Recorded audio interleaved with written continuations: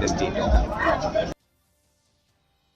Seng in Trap Youth Council in West Khasi Hills District Khasi Palay kalapan long ke jing lang patba hanong ston ban Pyrshah juria ke jing penteri kam ke dor khas jong ke jing so tho jing mot lang lani ke MOU ke badang shidap soi dang shen ha ke be dei bat ke jing ken art Khappud ha padang ke jela Assam bat Meglaya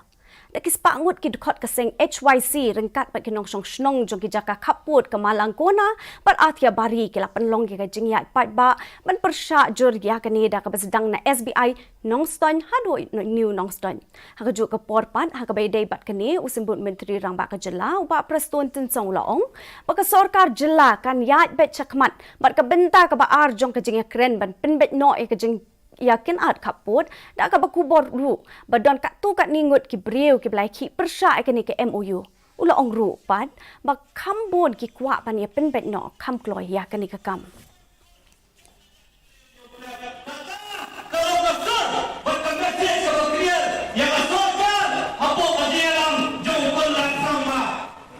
We have decided we will continue. Because see, if you talk about few section of people who wanted to protest or who are against it, I think there is no another one. But this one, I'm telling maximum majority of the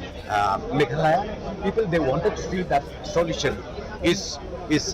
resolved one for all. Being this problem continue for more than 50 years.